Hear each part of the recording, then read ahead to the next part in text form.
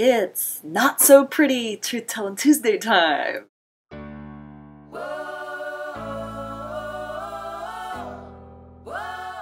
I'm Tanya Peluso, and today you get the Tanya who has been on the phone with people all over the world working my ass off.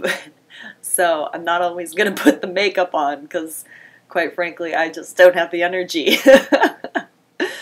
So today's Truth Telling Tuesday, I wanted to tell the truth around being in community. And as we've been really looking at what does it look like to be in a tribe of truth tellers and truth seekers, what has come to the forefront and what's been very confronting is that being in a tribe is not always going to be pretty and nice and warm and fuzzy. And that's the thing that we are hoping for, right? So what I found is that most people come to the tribe thinking, yay, new paradigm, collaboration, partnership, yay, I have a tribe behind my dream. And then they walk into the room and they're like, wait, I don't like her, and she triggers me, and what did she just say, right? And immediately we're like, this ain't my tribe, like, I'm out of here. And so I thought, we need to talk about this, because this is exactly what has happened in the past and what is happening right now and what's going to continue to happen in the future. Is our identity wants to keep us separate and alone and afraid. And that's not what community, that's not what tribe is. And so when we come into a community of women, we're going to get triggered by all of our past hurts, by all of our past wounding, by all of our preconceptions of what a tribe is. You know, it's not always going to be that place where we are, in love with one another.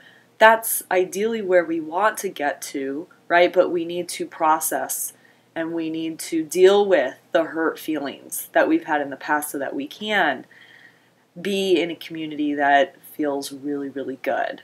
Okay, so I just wanted to talk a little bit about this today and give a couple points of how to deal with this if this comes up for you when you're being part of the tribe or a tribe. And the number one thing is to realize that as women, we are emotional creatures. I get my feelings hurt all the time, right? And so the thing we want to do is to recognize that we get our feelings hurt and to notice that it's not this person, but it's that I am getting my feelings hurt because I am being reminded of a past trauma or a past hurt. And so to start to reflect, to first of all feel those feelings and then to reflect of where is this coming from? I know it's not her, even though she's the one who's really upsetting me right now. It's not her, it's me. It's something from my past. And I really have the tendency of being like, screw you, I'm out of here. Right? I am the first one to admit that I cut people off immediately. And as I've been in this process of creating the launch, I've had that come up for me a lot, of noticing where I get triggered and noticing the places where I've cut off women in my life. And so I had to do this exercise yesterday with the amazing Christine Sylvie. We're going to host a call coming soon about this, where I had to really forgive myself of all the places where I've just given a big, finger to someone and walked away, or, ran away actually, and cut people off, especially my girlfriends. And I had to forgive myself because I had a lot of anger and resentment towards myself for not walking my talk. But here's the thing, this is going to come up, right? We're not always going to be perfect. And as the leader of this tribe, I am going to be the first to admit and to tell the truth on myself and to say that I am not perfect. I am not the perfect community person. There are times when I am just a complete jerk and people don't like me, right? And you might like me because you see me in video, but you know, I might trigger something in you if you meet me in person.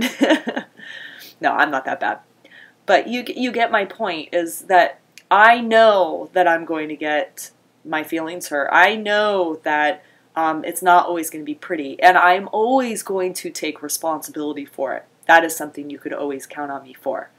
And imagine if everyone in the tribe was able to take responsibility for their feelings getting hurt and for being upset and getting triggered by someone else in the tribe. That's how tribe becomes sustainable, is when we all own it, right? We all own how we're coming into the tribe and all of our baggage that we're carrying around on our shoulder into the tribe. So hopefully this was of value to you. Would love to hear your comments. Where have you ran away in community? Where have you been triggered or had your feelings hurt and blamed someone else instead of taking responsibility? Or share where you have had a victory over that and was able to communicate responsibly to create more harmony in that relationship. Look forward to hearing from you, and I'll see you next week.